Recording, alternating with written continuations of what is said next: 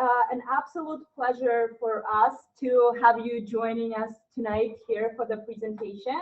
We are thrilled to have you with us for this Joint Education USA and Seed Grant event. We just wanted to get a couple of words to welcome everybody who come to the audience. We're live streaming from the America House here in Kyiv tonight, and there are also participants who joined us online.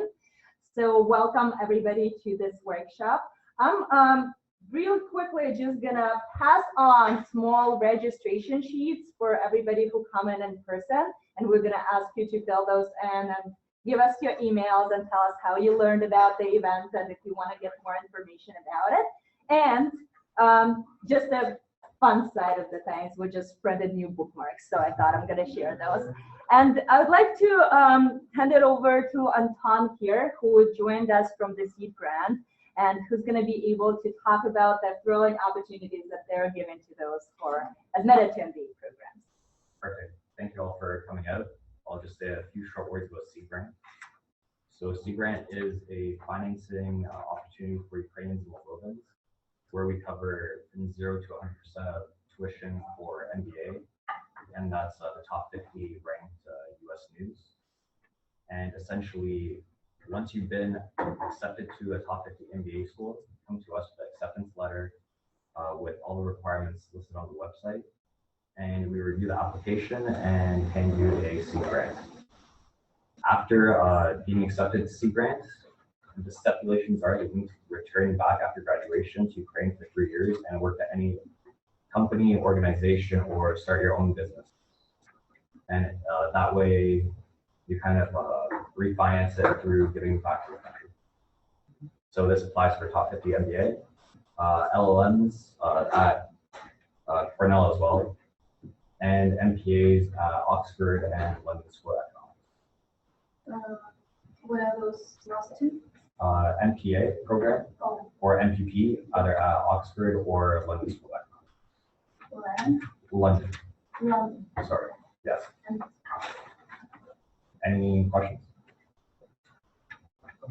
So, how strict are you about those top 50? What if I want to apply to top 51st, at the moment, we have only done top 50. It might be up for consideration, but if your only financing option is through Seed Grant, I would apply for under 50. So if you have other sort of financing options and you do get accepted into above 50, you can still come to us and we make some sort of judgment call. And you use specifically this US News ranking system? Yes. Yeah, what's the most important factor actually in getting the Seed Grant? What's the most persuasive points that makes you a very good candidate? Yes, that's a great question. The most important factor is what your plan is upon returning back to Ukraine. So whether you have some sort of business plan already, do you know where you're going to work, how you want to contribute back to the economy, essentially. That's the number one sort of point. So basically, before applying for this MBA and Seed Grant, you have to have a small background before, just in terms of knowing what you want to do in the future. I would say yes. I feel like a lot of people who go into MBA choose MBA for a certain reason, and that's to advance their career. And they usually know what kind of job trajectory they want. So perhaps during your MBA, you'll discover something else about yourself. But as long as that is applicable in Ukraine, then it shouldn't be an issue. Okay. And there's also going to be a fascinating opportunity to learn more about the Seed Grant on March 11th, right? Because Yes, we're correct. having an event also here at the America House, so everybody is welcome to join us. Perfect. Thank you so much. So I'm going to hand it over back to our wonderful panelists. Thank you very much for giving us the opportunity to present to the participants. Elison, Amy, Ann, are you ready to take it over? Yes, sorry.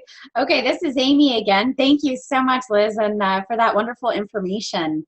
So like I said, we want to reiterate how happy we are to be here. This is really the fun part of our job, is getting to talk to you about, how to be a better applicant to an MBA program.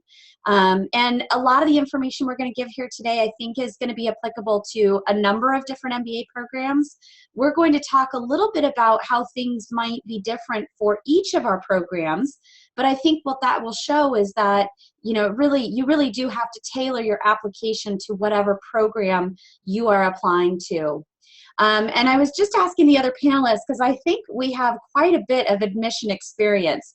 I know I have 13 years, Anne has 20 years, and Allison, I didn't get her number, but I'm sure it's over 10, and probably well over. So I think combined we have probably over 50 years of MBA admission experience. So you're talking to some experts here. So please take advantage of this, ask us questions, and use this opportunity. Speaking of, I think the best way to ask your questions will be through the chat box. We will have some time at the end for people to ask general questions, but for those online, if you have questions while the presentation is going, we invite you to go ahead and use the chat box to ask your questions. So we're going to go ahead and get started now.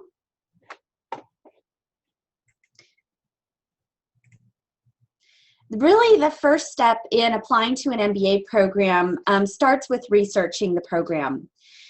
This, I can't reiterate this enough. The more you know about an MBA program, the better you can tailor your application to that program.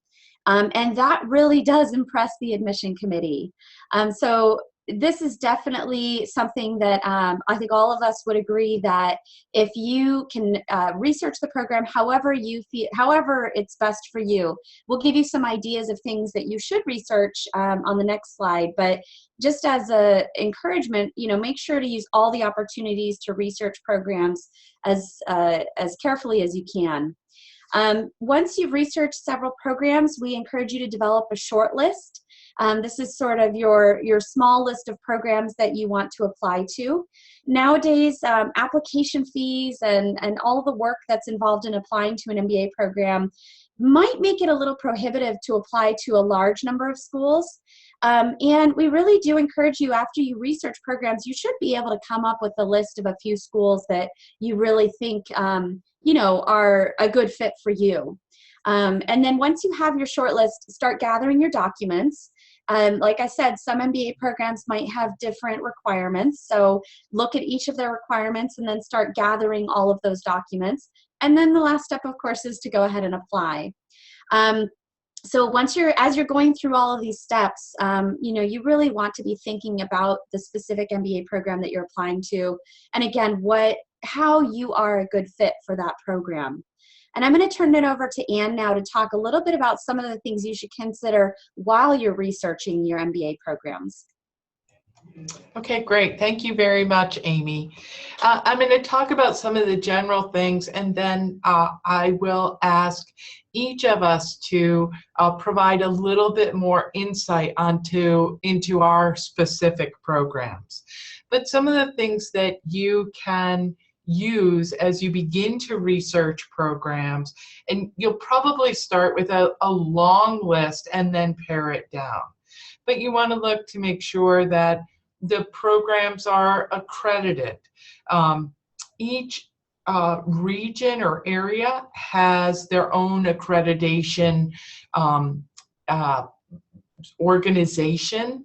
I think that for business schools, AACSB is probably the primary accreditation organization, but it's not the only one. Also, you want to look at rankings, and I have to say that there are a wide variety of organizations that rank business schools. So take the rankings, use rankings as a guide as opposed to assuming that they are the sort of end result of how valuable or important or strong an MBA program is. Because if you look at rankings from 5 different organizations, say the Financial Times or the Wall Street Journal or the Economist or Business Week, you'll see that the top 10 schools are not the same in every single ranking. And they're not in the same spot in every single ranking. So I would really discourage you from just using rankings alone to help select your schools. Also look at the curriculum, not just the types of courses that are taught, but the way in which they are taught, whether the school uses a case method or a different method to teach their curriculum. Look at specialty areas. So if you have a particular interest in human resources or human capital, you want to look at programs that may have a specialty in that area. Or if you're interested in real estate or medicine or healthcare, look at programs that include those specialty areas. Faculty is another key element that you want to consider as you're doing your research. I think you want to be in a program where predominantly the faculty are credentialed. In some cases, that may mean they have a PhD or they have tenure at that institution. In some cases, that may mean that they're a seasoned practitioner, someone who has maybe been a partner in a consulting firm and now he helps teach some of the consulting courses. Also look at your access to the faculty. A lot of schools may boast that they have world famous faculty, but if you don't get to take classes from them, that may not do you much good. Location is another factor to consider, although Ithaca is sort of remote, so I'm very sensitive to location. It shouldn't be the only factor, but you want to be in an area where you hope to work.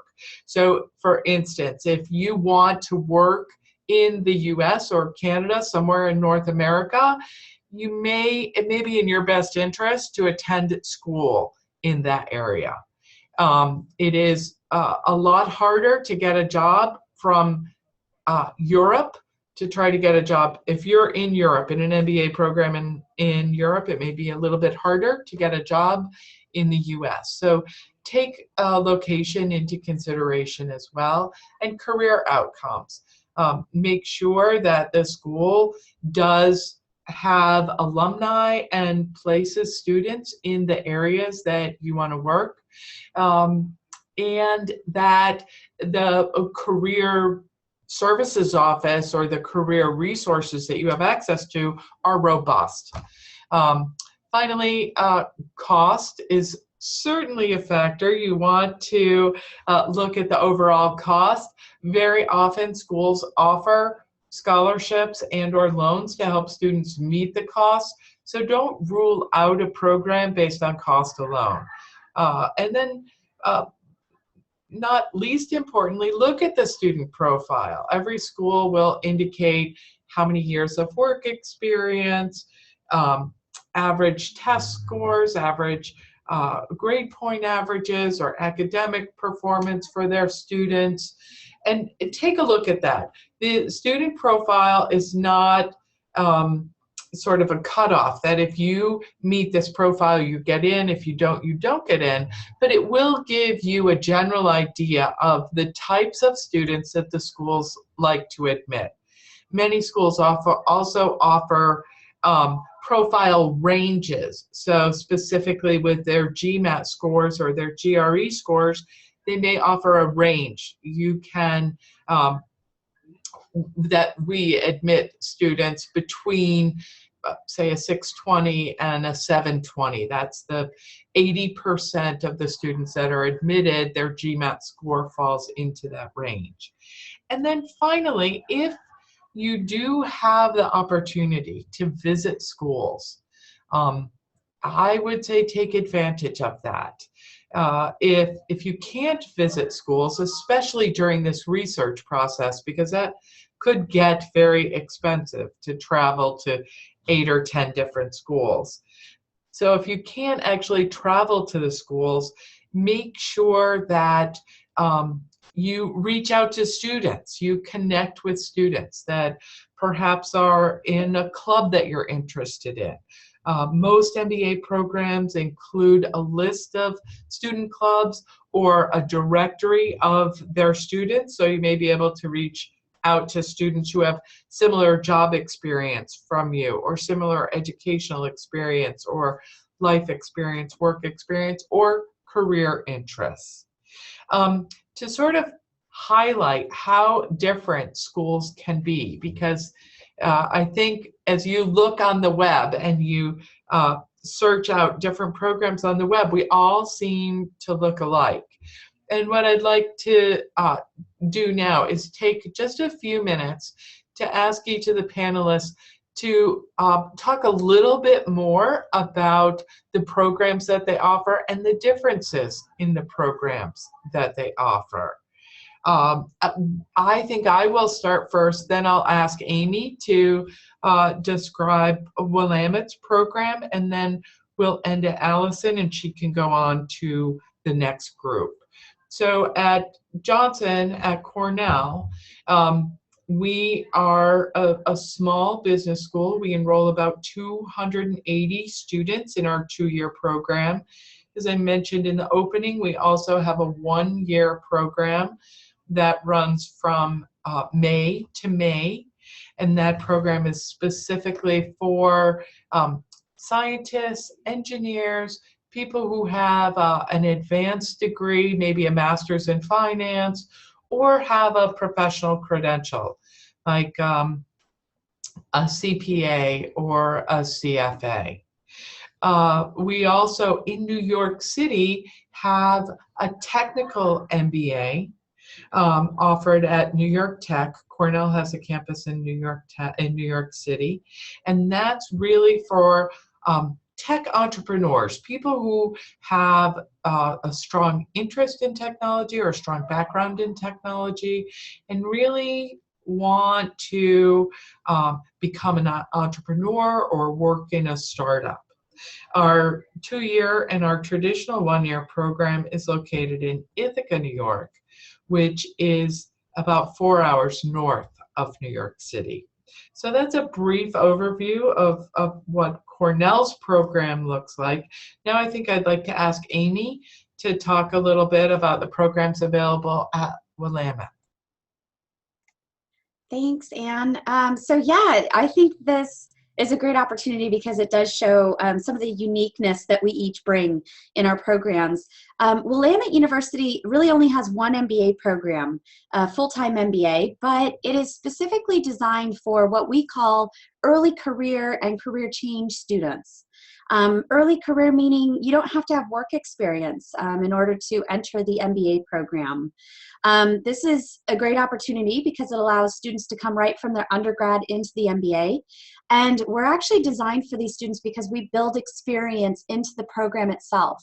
So students are actually doing consulting projects or things like consequential courses where they get to invest real money in the stock market or start a real business. And this is great because it allows students to really accelerate their career at the early part of their career.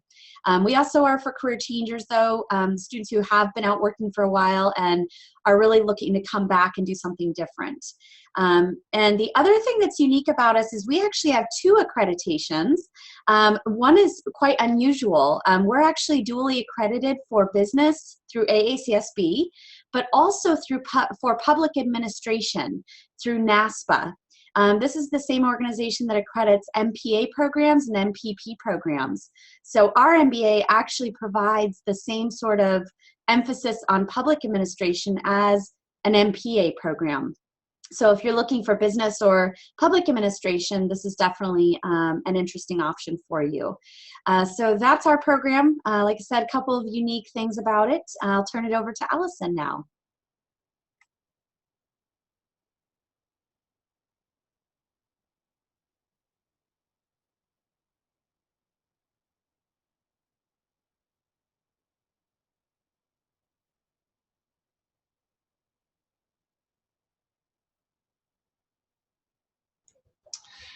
Maybe we lost connection with Ellison for a minute, but I'll ask, when she reconnects, I'll ask Ellison to... Actually, I'm here. I'm sorry. Okay, sorry, go ahead. Sorry, I forgot to unmute.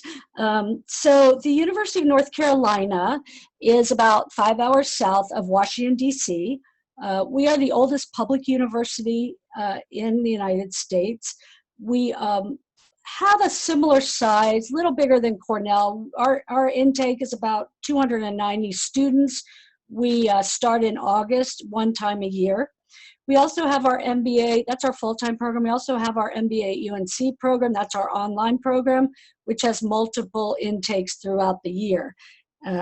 We are a general management program, but we also have areas that are interesting to students. We have some dual degree programs. So that means that you get your MBA as well as you can get a master's in public health.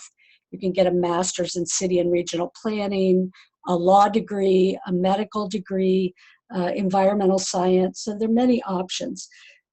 We are located in the center of the state of North Carolina. We are in the southern part of the United States. One of the benefits of our location is that we are 2 hours from the mountains and to the west, and 2.5 hours to the east is the Atlantic Ocean and the beaches. We have areas that are also attractive to many of our international students, although you don't have to concentrate in any particular area. We have a family business institute, entrepreneurship, because we're located near Research Triangle Park. Entrepreneurship, real estate, healthcare, and energy are some of those niche areas that are attractive to some of our students. I think that's all I need to say about Carolina right now. I think I'm up next. Is that correct? Okay. What should you do when you're ready to apply? These are some general tips that we all want to talk about, and Ann's mentioned a lot of this. Know about the program and its culture. Well, how do you find out about culture? Culture is something that is often best experienced in person, but that may not be an option for you all. But you can also get a sense of culture from webinars that are put on by all of our schools. We offer webinars to you that are specifically about our schools. You can also, as Ann said, reach out to current students and keeping up with the website, because you can not only go to the business school website, but you can also go to the general school website. We are all just a part of a bigger university, Willamette, Cornell, University of North Carolina. You should also think about when you're looking for the right fit, you think about, am I a real big city person? If you really want to be in a big city, in New York or San Francisco, you probably are not going to look at University of North Carolina. We're in a smaller city. The application process is holistic and objective. Objective in the sense that most universities will require some type of testing. They will also, or we also require you to complete an application, often with an essay or a personal statement. We're interested in, what do you want to do with this degree? Many of the questions will revolve around that, or talk to us about, something else in particular. We're going to talk about essays later on when we get through these slides. And holistic means that we are looking at every piece of your application. If you get a perfect GRE score, that doesn't mean that you're going to be admitted. In tandem with that test score, we're also going to be looking at what's your work experience? What have you done? Or in the case of Willamette, where you don't need to have work experience before you enroll, what have you done in your undergrad, in your first degree program? What have you studied? Have you been a leader? Have you been active? These are things we're also going to look for. When you have an interview or you talk to someone on the phone, or even when you're emailing, it's important that it's a two-way street. We are looking for students that are going to add value to the other students that we admit and also to our university. So it's not just about what you want from us, but it's also what you can contribute to the program. Giving back is a central core of many universities in this country. Okay, I'm going to turn it over to Amy now. Great, thanks, Allison. So we're going to go jump into the application process itself, as this is the topic of the webinar today. And this is just kind of an overview of the sections of the application that we're going to focus on. So I won't go over too many of these in detail, since that's what the next part of this webinar is. But those are the sections. We're really going to just give some brief tips about each of these sections. Again, if we don't cover something that you'd like to know about, please use the chat box, or at the end, ask that question, and we'll try to give some tips on that as well. So I'm going to turn it to Ann now to start us off with communication during the application process. Okay, first and foremost, I want to say, don't be afraid to reach out to people at the school. Amy, Allison, and I all, part of our job is responding to candidates, candidates interested in our MBA program. So don't hesitate to reach out to us. I would say probably the most general way to reach out is in email. Make sure that you're always courteous and professional in your email with the schools. Avoid slang, text abbreviations. Certainly you want to make sure that your message comes across professionally. Also, if you were asking for something in an email, let's say you want to set up an appointment to talk on the phone, or you're looking to have a specific question addressed. Does my program offer courses in real estate? Please give us time to respond. I would say, 2 days to respond. If you send me an email when you get up in the morning, and by noon your time, you send me another email saying, did you get my email? Or can you answer my question?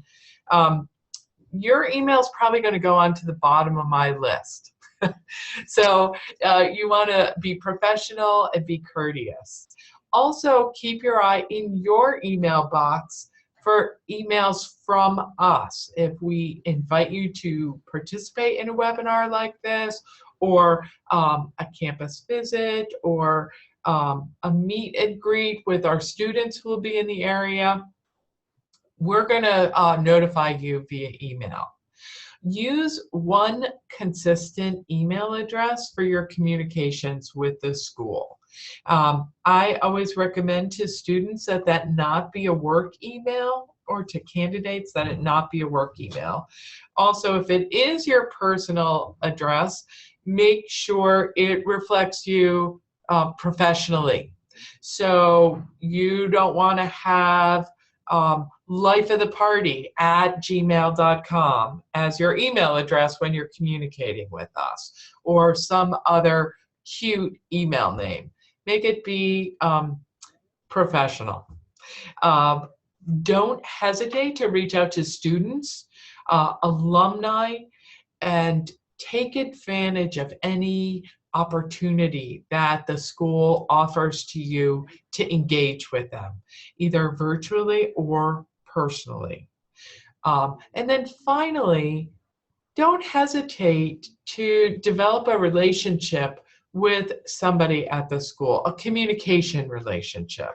So if you engage with me, let's say you meet me at a fair, and then you follow up with an email saying, thanks so much for your time. I really appreciated learning more about your school. And then a couple weeks later, you're getting ready to submit an application. You may want to engage with me again to say, Anne, I met you at the fair in September, and I'm just about ready to submit my application. I'm eager to apply to your school. Try to develop an advocate at the schools that you're interested in, so that if I know I've had 3 communications with you, I'm more likely to support your application, assuming, of course, that you're submitting a strong application. So, don't hesitate to try to develop an advocate or a mentor at the school that you're interested in. Now I think we're going to move to the part of the application that everybody seems to love, the admissions tests. We do, almost every school asks for standardized tests for students who don't have English as a native language. Schools will often require a language test. Most often those are the TOEFL or the IELTS. Check with each school individually just to make sure which tests that they will accept. Some accept both, but some may go with only one or the other. Also check to see what the minimum score is that's required for admission. Many schools will post a minimum score. Some schools post a minimum sub-scores in each category, but you want to make sure that you're at that threshold before you submit your application. And schools aren't doing this to be mean if English is not your first language. If you want to come to an MBA program, we want to be confident that you can fully engage with the other students and fully participate in all the extracurricular activities that the school has to offer. And if you're spending all your time translating what was said in class after class, you're not going to be able to be part of the consulting club or the finance club. So practice up and take those tests. Make sure you meet the minimum. For the GMAT or the GRE, very few schools, I don't actually know of any school that has a minimum or a cutoff for the GMAT or GRE. If many schools will accept either the GMAT or the GRE. You can check on the school's website to find out what the range is of scores for students admitted to their programs. But look at both tests. Before you decide to take one test or the other, look at both tests to see which one is better for you, is easier for you, you're more comfortable taking. Brush up. Both tests will test your verbal and math skills.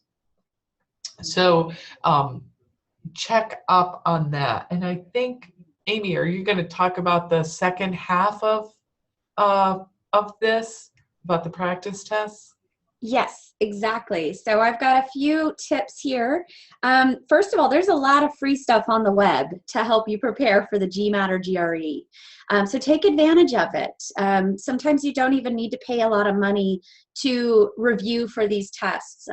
Start with the stuff that's online, and then if you find you need more preparation, maybe you can take a class or buy the book or something more. But there are full-length practice tests on PrincetonReview.com that are available for free. That's a great way to just get started and see where you're falling within the grid of the GMAT or GRE. And then you know a little bit more what you need to practice specifically, whether it's your quant skills or your verbal skills or some subjects within those two areas. Some schools even offer free GMAT or GRE preparation sessions. I say that because we are one of those schools, and we do them virtually. So you can actually participate from anywhere in the world. And that one, those are usually taught by certified GMAT GRE instructors. So take advantage of things like that. There's also some apps on the that you can use for your phone, download on your phone. Ready for GMAT and Ready for GRE are two of the most popular out there. And I don't know that there's a cost. If there is, it's pretty minimal. So it's definitely worth, checking some of those things out. One thing we also want to mention is about taking the test multiple times. It might be a good idea to take the test again if you're not happy with your score. Many schools use your score as a basis for scholarship decisions. So while maybe there's no minimum score required, you really want to do as best as you can because there may be scholarship implications. So use these tools. Now, the next question a lot of students ask is, how much time do I need to prepare for the GMAT or GRE? And there's actually some really good data out there. This is actually data brought by MBA.com, which is the organization that puts on the GMAT. They administer the GMAT. They've surveyed a number of their test takers to find out how many hours of preparation students put into the test and where they scored. So on the graph on the left, you can see that the median hours of preparation by GMAT score. So if you're looking to score at least a 600 or higher, you need to put in at least or about 60 hours of work of preparation. For that 700 or higher mark, you're looking at about 80 hours on average. And that's a lot. That's a lot of hours if you think about it. An interesting graph on the right kind of shows the average number of hours of preparation by region in the world. And I always think it's a little funny that the United States is actually one of the lowest average numbers of hours of preparation. Interestingly, I think that's because we're just not a very heavy test culture. We do have the SAT and things like that, but it's not really as emphasized as much as it is in countries like China or different areas around the world. So, most of that is just to say, take advantage of your opportunity to study and figure out what you need personally. It really does depend on your own discipline to study. If you know that you can't force yourself to sit down and prepare maybe 20 minutes every night or an hour or so every week, then you might need to take a class. You might need, or get together with a study group.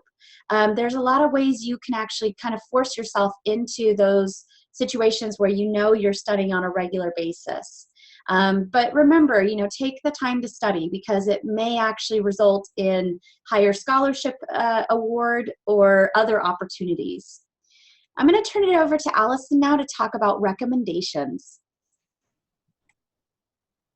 All right, I enjoy talking about recommendations. I think we can give you some good advice. Depending on where you apply, you may be asked for one recommendation or two recommendations. We use two recommendations. The first bullet point on this slide is very good advice. We want to hear we want specific information about you. A recommendation that says, John is very nice. He's very trustworthy. He's a great team player. That is not as good as a recommendation that says, John works with his team on a lot of different projects. For example, the other night, it was midnight and the team was still working and John ordered a pizza for the team. So that tells us more than John is a good team player. So specifics in the recommendation are really important. Along these lines, you need to choose someone who knows you, who can talk about specifics, who has seen you in the workplace. Now, we always say pick someone who knows you, not someone who's well known. So for example, if there's a famous person and you know that that person has offered to write a recommendation, but that person doesn't know you very well, it doesn't matter. It's not a good, for us, it's not a helpful recommendation. We want to know more about you and we want specific examples. So when you're choosing who to ask for a recommendation, keep that in mind. Now for programs that don't take students directly from university, the general rule is not to use professors. Unless, say, your full-time job is in research or you work at a university. For those of you coming directly out of university, that's more understandable. But if you've worked for 5 years, don't go back to a professor at your first degree university and ask for a recommendation. We can see from your academic record and how you do on the testing if we feel you're qualified for our program. So we're more interested in the recommendations about hearing from someone who has seen you work, who has supervised you. That's very helpful. Another tip, and I'm bringing this up on purpose today, because yesterday, we're in admission committee right now, and yesterday we had an applicant who had a really terrible reference in his application, which you don't see that often because you get to choose who writes the recommendation. So that was not good because that reflects on that applicant's judgment. What you can say to a person you want to write a reference is, are you comfortable writing a positive recommendation for me? That gives them a way out. But if you have any doubt in your mind at all, do not use that person as one of your references. The second point, you are responsible for asking the reference to submit the letter of recommendation. So you need to provide the proper instructions. And similarly, in the third bullet, allow them time. Be organized. Go to your reference and say, I'm applying to whatever MBA programs. I'm submitting my application on this date. The recommendations are due on this date. Here's my resume for reference, for example. Do not write the recommendation for them. Some recommenders will say, oh, just write it and I'll sign it. That's not what we want. It's okay to give them a resume or to say, I hope you'll talk about this particular accomplishment, something like that, but you cannot write the recommendation for them. And also think about how this recommendation fits in with the rest of your application. So let me give you a quick example. If you've taken the GMAT or the GRE, and I'm sure you all will do very well on it, but let's say that it comes back and you're not as pleased with the quantitative part. Then it might be a good idea to ask one of your references to talk about your skills in the quantitative area. If you do a lot of number crunching or analysis in your job, have them talk about that, because that will balance off, something that might be a weakness in another part of the application. So just think about your application as pieces, but as I said earlier, our review is holistic. Okay, let's see. Ann is going to talk about the resume now.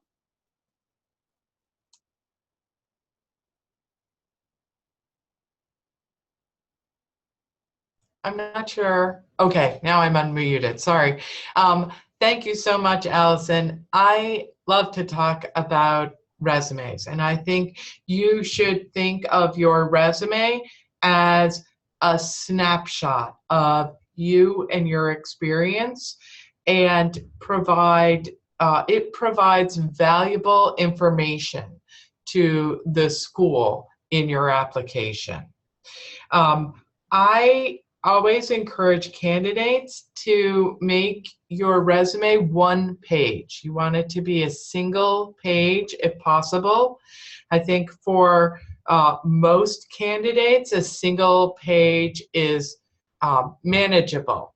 If you have 10 or more years of work experience, you may need a second page. But for most candidates in the application, the MBA application process, a one-page resume is sufficient. A resume is similar but not the same as a CV. So you don't want to go into the same level of detail that you would on a CV. I think there are some important personal pieces of information that should go, that you should use to start your application. First and foremost, don't forget to include your name. We see applications, we see resumes every year that are submitted with applications that don't have someone's name on it. And as long as we're looking within the application and the resume comes up, that's great. But as soon as it's printed off and put with a lot of other resumes, we have no idea who it is. So don't forget to include your name. Include an email address and a phone number where you can be contacted. Once again, I encourage students not to use their work email or their work phone number. I also find it helpful if you include at least a city, state, and country. Because as I'm looking at the resume and thinking about giving you a call, I want to make sure I'm calling at the appropriate time and it's not the middle of the night for you. There is some personal data that you do not need to include. And that would include information like your gender or your marital status, your religion. Also on US MBA applications, you don't need to include a picture. And actually, I would discourage you from including a picture. Your resume is valuable real estate, and you want the most important, the most pertinent information that the school can use to make an admissions decision to go on your resume. Simple things like make the font legible. So if you make your resume one page because the font is a 3 and you need a magnifying glass to read it, that doesn't help us. So make it a reasonable size font, and I would make your resume plain. Don't use fancy fonts, don't use graphics on your resume. That really distracts from the message that you're trying to convey. You want to include the most important information, and you want to list your information in chronological order.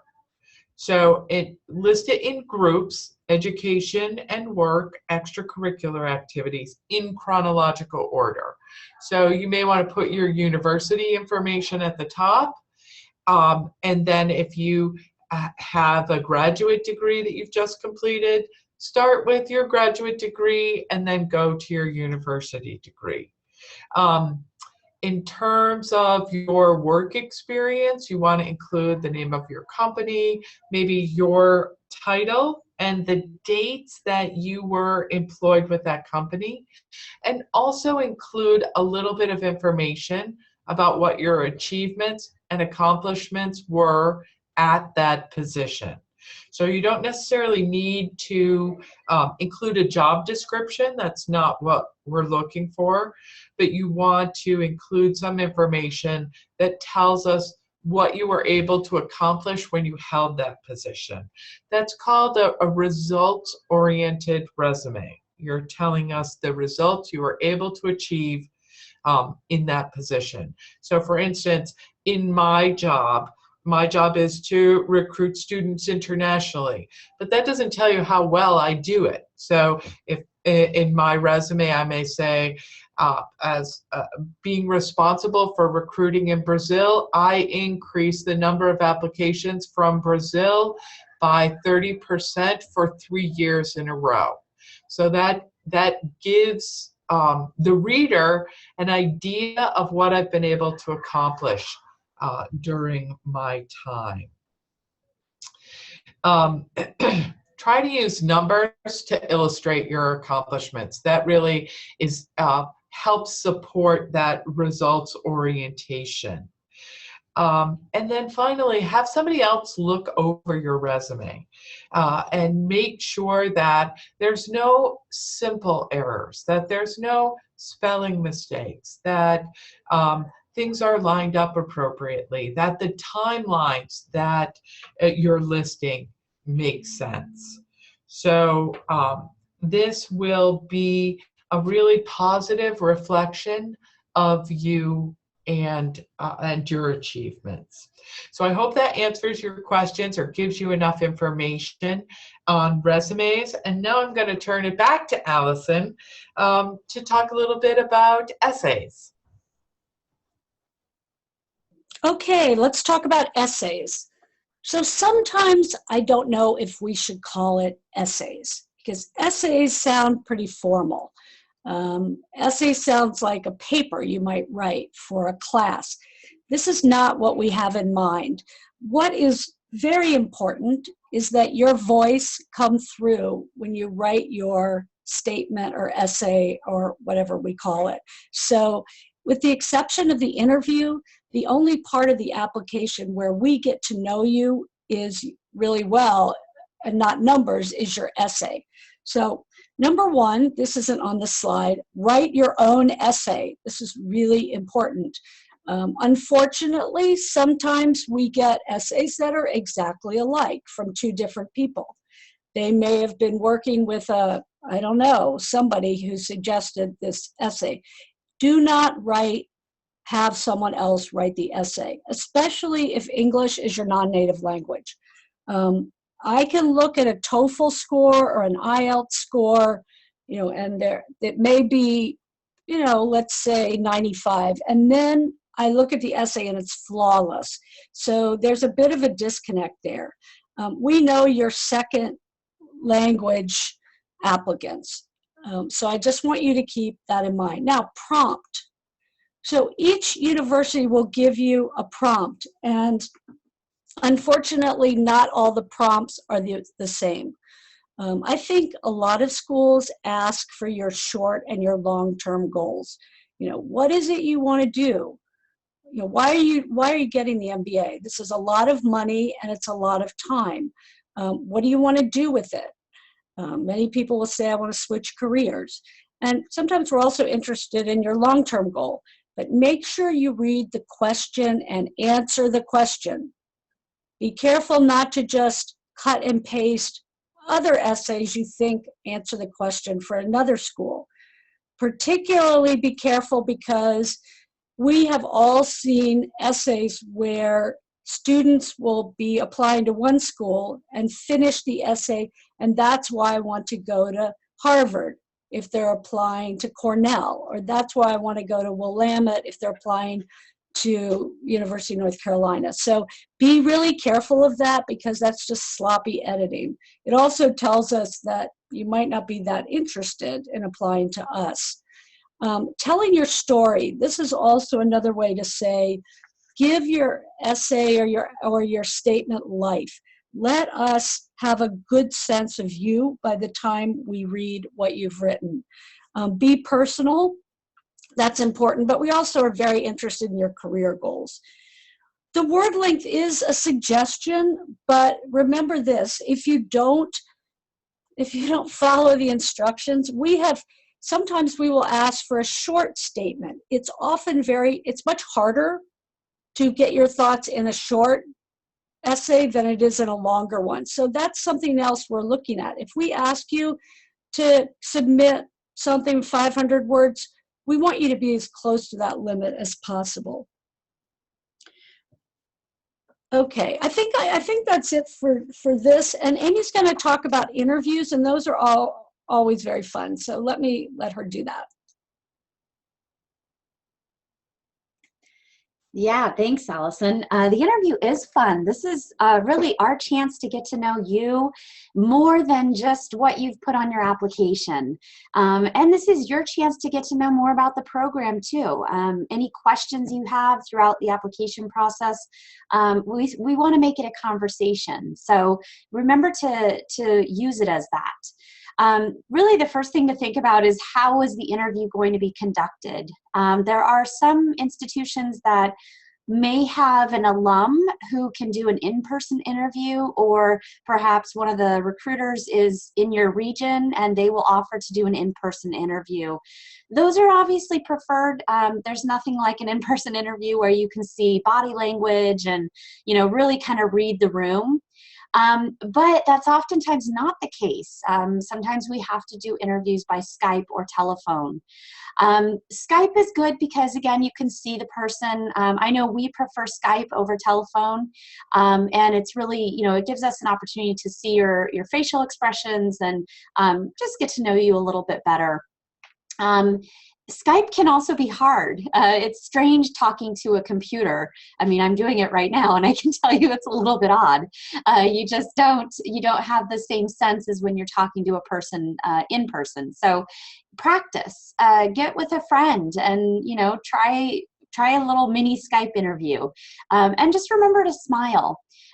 You can take away a lot of your nerves if you just smile and try to relax. Before you go into the interview, there's actually quite a bit of prep that you can do that will really prepare you for the interview.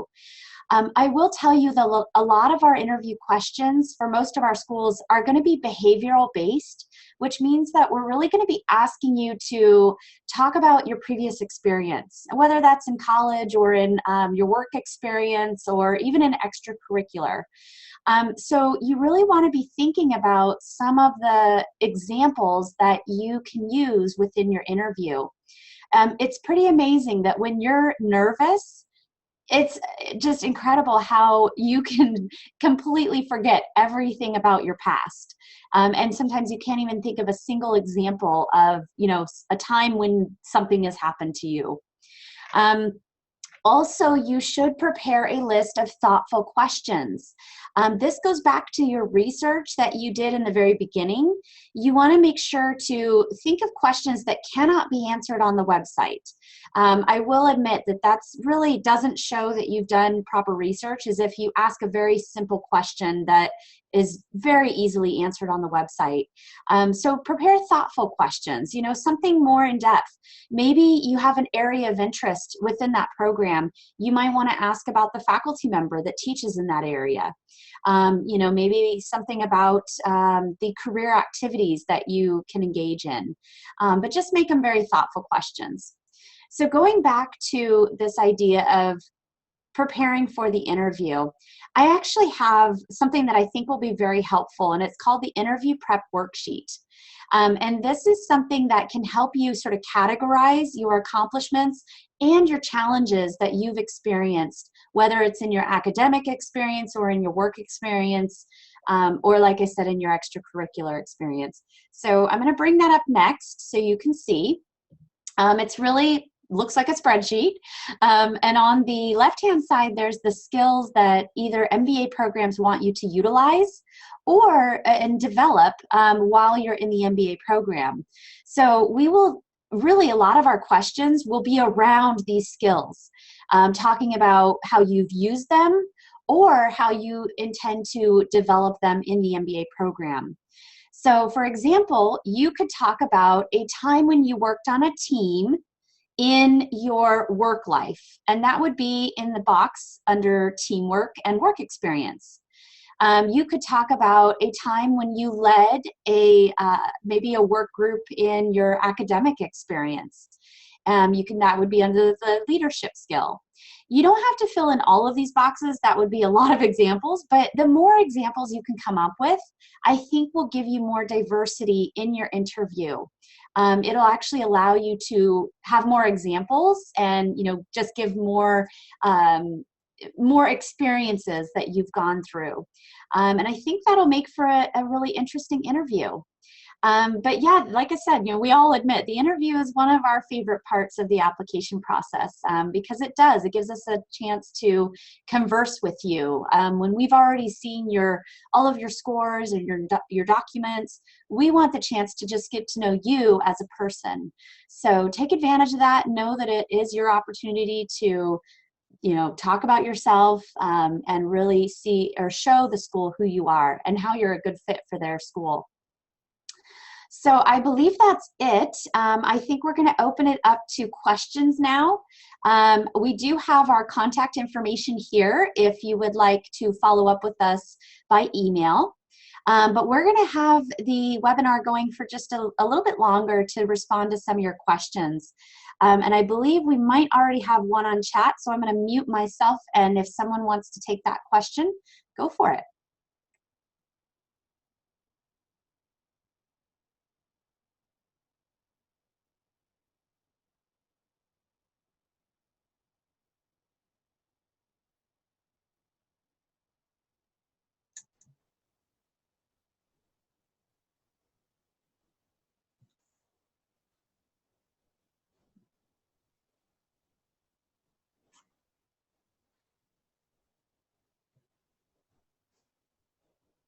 Okay, this is Allison here.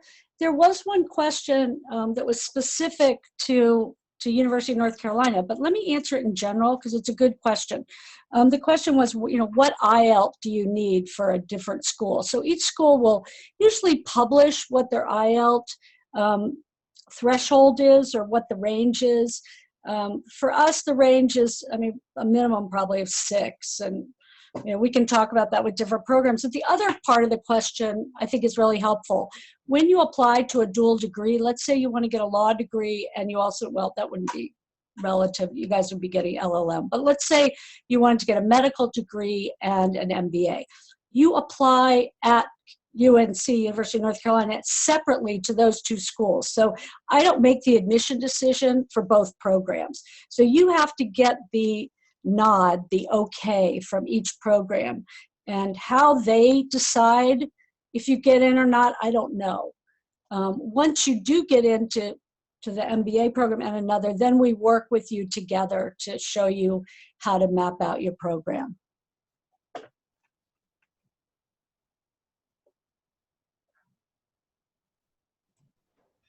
I see there's another question about the average age of MBA candidates. And this is a great question, particularly with the 3 of us, because we do have different average ages for our different programs and the different kinds of programs we have. At Johnson, in the 2-year program, the average age, excuse me, is 27. In our 1-year program, it's slightly higher. It's 28. Allison or Amy, do you want to talk a little bit about the average age from the candidates from your programs? This is Allison again. Our average age is 27. And ours is probably the youngest, being that we're the early career MBA program. And ours is about anywhere between 24 and 25. So as you can see, a lot of students coming in right from undergrad, 19, 20, 21 years old. And that's not a negative thing for us. We take students in all different age groups. There's actually, in fact, we cannot. It's against the law to admit someone based on age or not admit someone based on age. So that for us is not an issue. But I do think it's important when you're looking at the student profile to consider, do you feel like you would fit in? I'm going to talk really quickly about a question that came up specifically for early career. And that is, do we weigh academic achievements more than community service or work experience or internships? And again, this is specifically for the early career question. We look at everything, and that's why I like to show that interview prep worksheet, because we really want to see all of the diversity of experiences that you've had. Because we don't require work experience, I will say that We like to see leadership or volunteer experience if it's been done in the undergrad level, because for us that shows that you still took initiative even while you were in undergrad. But that's a great question. And I think Ann's going to take the question on financial aid next. Thanks, Amy. So we don't, there may be some schools that have funding specifically for students from the Ukraine. At Johnson, we don't have funding specifically for students from the Ukraine, but we do offer financial assistance to students, both domestic and international. We do try to use our funding to help make sure that we have a diverse student body, and we have students from all over the world. So although our scholarships are awarded on the basis of merit, and that being all of the information that's in your admissions application, that doesn't necessarily mean that we look just at GMAT scores to determine merit. So when you submit an application, you want to make sure that you are including your achievements, your accomplishments. You're submitting an application as strong as possible. Many schools offer merit-based scholarship, and the amounts of scholarship can range from a nominal amount, $5,000 US, to full tuition. Most schools, the maximum most schools will award would be full tuition. I don't know of many schools that also offer living expenses as a function of financial aid. Some may offer to provide you with living expenses as a teaching assistant or a research assistant, but that's not necessarily a function of financial aid. All this information should be available on the school's website as well. In addition to scholarship awards, there also are loan awards. And many schools offer loans to international students. In some cases, you may need a US citizen cosigner, but some schools offer loan awards that you can get without any kind of cosigner at all. So it's just your signature that will allow you to borrow, in some cases, the full cost of attendance. That's tuition and room and board. And in some cases, it is just the cost of tuition that you can borrow. So check with the school. These are great questions to ask the schools specifically regarding their scholarship and student loan programs.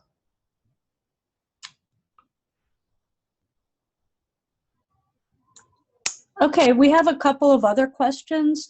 One of them, this is Allison, I'm not sure I can answer, maybe Ann or Amy can, about MBA programs that do not require GMAT. I can say that for our online program, MBA UNC, there are some students that will get a defer. They do not have to take the GMAT. What about you all? We require GMAT or GRE in pretty much every case. For us, it's a pretty important decision in the scholarship, especially the scholarship decision. So we will allow students to retake if we, find that their score isn't high enough. But for us, it's just not an exception that we're willing to make. We will make exceptions on the TOEFL or IELTS, though, for someone who's had very strong background in English. Perhaps their undergrad was in English, or they've worked in English for a long time. That one is a little more flexible, but GMAT or GRE, we just don't make an exception. Yeah, I think for most traditional two-year MBA programs, they do require the GMAT or the GRE. The exception would be some executive programs, and those are programs that are designed for people with significant work experience. So someone who has been working for 15 or 20 years. Some of the executive programs that I know of do not require an MBA, a GMAT or a GRE, but most traditional 2-year programs for students with 0 to 5 to 7 to 9 years of work experience do require a GMAT or a GRE. It is, the standardized test is sort of the single common denominator that schools have to evaluate candidates. So I think most traditional MBA programs do require that, at least in North America. Thanks, Anne. This is Amy again. I'm going to take a question about how important is it to have opportunities to gain some experience after graduating from an MBA program? And the caveat is some scholarship programs require students to come home right after they graduate. This, I think, actually relates to the second question, which is it possible to work as a TA or RA during an MBA program? That's really that's the response. You can gain experience in the US while you're getting your MBA. Many programs have an internship opportunity for you to actually work while you're in the MBA program. Usually the summer between the first and second year, maybe immediately after the program. As an international student, you have an opportunity to continue to stay in the US for up to 1 year through the OPT program, the Optional Practical Training Program. This is a part of every F1 student visa and may also be a part of other student visas, depending on the scholarship requirements. We as an institution do have to encourage you to abide by any rules that your scholarship program requires. That includes organizations like Fulbright that may have the requirement to go home after you finish the program. What we've found, though, is that many of our students get plenty of experience through the internship, and they may, if they talk to their program, may have an opportunity to do a very short-term work experience even after they finish. But again, that has to be up to the scholarship program and their requirements. We do have opportunities for TAs where you're tutoring. Usually in the second year of the MBA program, you can tutor first-year students. We also have graduate assistantships where you can work as a research assistant for one of our faculty members. So these are all opportunities that allow you to work while you're in the MBA. There are restrictions, though, for international students. Typically in the first year, you can usually only work on campus up to 20 hours per week. If you're in an internship program in the summer or the second year, you can work off campus. But there is, again, a restriction on some hours of work or hours that you can work while you're in school. But there's usually enough to keep you busy. An MBA program is very busy in itself. So, working is not always you don't always have time to work a lot, but many of our students do find the opportunity to work at least minimally to cover some of their expenses.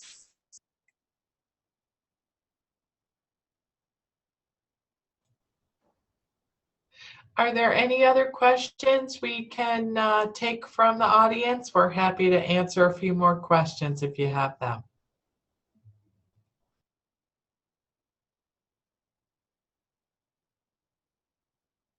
Oh, I think we did miss one question. Somebody had asked what the acceptable GMAT or GRE score is for maybe each of our programs. I think it's a big question because actually many of us take a variety of scores. I will say that we encourage, for scholarship consideration, we encourage students to try to get over a 500 on the GMAT. I think the equivalent on the GRE is something like the 34th percentile or something like that. But, really, we want our students to score as high as they can. Many schools will show you the average GMAT test score and also the range. I think Anne talked about this earlier too, the range of scores that were accepted for that admitted class. Allison or Anne, do you guys have anything to add to that for your programs? This is Allison. I would just say echo what Ann said earlier.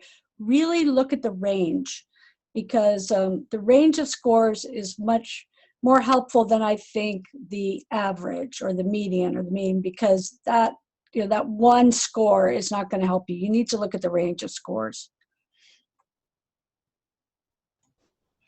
And this is Ann, and I would second that. I think, if you look at just the average and rule yourself out, you're really doing yourself a disservice. So for instance, at Cornell, our average is 700 for the students entering, but the range is really 620 to 750.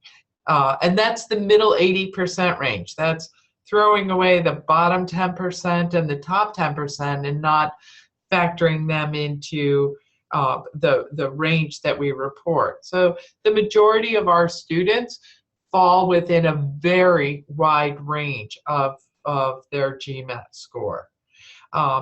You want to, I think if you're outlying on either end of the range, either on the high end or the low end, don't assume that you're either a deny or an admit. I think the GMAT is, as I said earlier, a common denominator that sort of levels the playing field for all students, but there's so much other information in your application that helps us make a positive decision. So you want your entire application to be as strong as possible. Like Amy said, though, too, very often scholarships may be differentiated based on your GMAT score. So, anybody else have any comments about the GMAT or the GRE? No, but I'll move quickly to the one that says, what about more older students? What are the chances for students who are older than 30 years? Again, it's just what Amy said.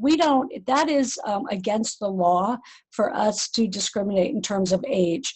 We have students, and I'm sure that the other programs do, that are, they might be 10 years older than our average, but they're bringing something to our program. So keep in mind, when we're building the class, we're looking for all different types of people that can bring value. So it's not so much how old you are, it's more of what you have done during that time period.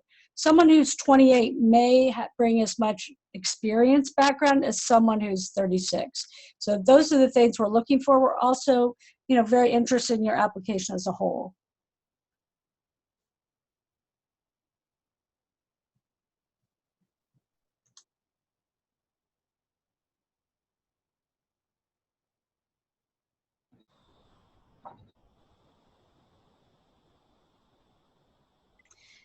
I guess I can respond to this question. Do you seek people who have diversified background or people who rather concentrate on a few fields? I'll speak to it in terms of our program. Maybe Allison and Ann have some additional comments, but I think for us, and I think about this even in terms of like what major you did in undergrad, we actually like to see a variety of majors coming into the program. Students do not have to necessarily have a business background or even any prerequisites in business to do fine in our program. We like that diversity in the classroom because that really allows for more engagement, or I guess I should say a more varied engagement. So I think actually diversity is a good thing for us. I suppose if somebody is thinking about going into a very specific career, maybe in finance or investments or something like that, maybe a school might want to see that that student has taken some effort to learn about that area. That could be maybe one reason why you do want to have some experience in a very specific field. But I know for us, we actually encourage diversity of backgrounds.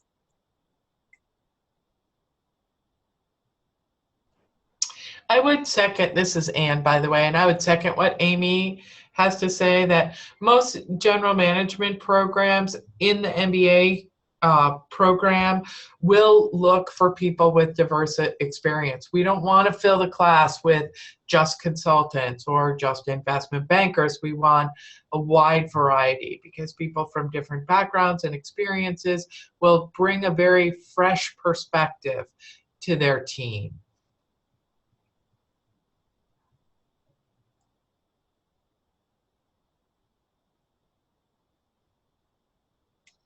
So we have maybe about 3 minutes left. If there are no more questions, again, please use our email addresses if you want to address any questions specifically to us. We can wrap it up with kind of some final words. Again, I'm Emmy Akimoff, and I'm with Willamette University. We have our Early Career and Career Change MBA. I would say remember to do that research on programs that are a good fit. The more you do that, I think you will be able to tailor your application and really submit the best possible application for that program.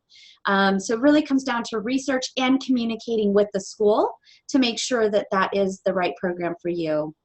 So that's what I'll say as my final piece of advice, and I'll turn it over to either Allison or Ann.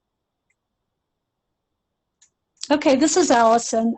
I've really enjoyed being with you all, and now I have to go in committee for 6 hours. So it's been a nice pause this morning to not sit around that table. But it is an enjoyable process. We all really like what we do, and I hope you'll look into these 3 schools. I think stepping back, we're offering you 3 very different types of programs, and I did notice in our pool this year that there are probably more Ukrainians than any other former Soviet states that are in the pool. So I don't know why, but I like it a lot. So keep applying. Thank you.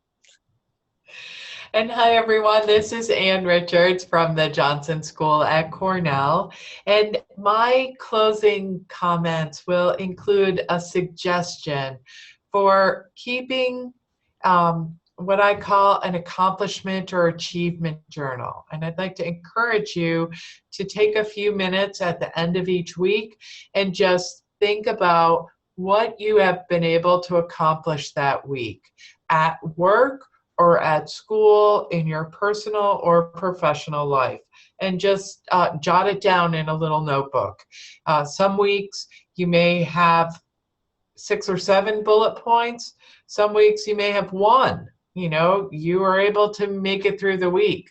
But as you start to write your essays, as you start to make your resume more results oriented, if you have a list of some of the projects, the achievements, the accomplishments that you've worked on over the last several months or years, it will really help you create a powerful application and a powerful resume. Schools are really looking for people who get things done, who do have a solid list of achievements and accomplishments. Not just schools are looking for this, but employers are as well. So that's my closing comments. I want to second what Allison and Amy both said about what a privilege it's been to chat with you today, and thank you very much for your time. I think now I'll just throw it over to Amy to wrap up.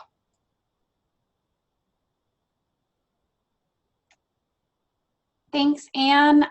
Yeah, I think actually I'll pass it back to Liz if Liz has any closing statements, and I think she's going to shut down the webinar as soon as we're finished here. So thanks again. We enjoyed our time here with you and hope that you have a wonderful rest of your evening.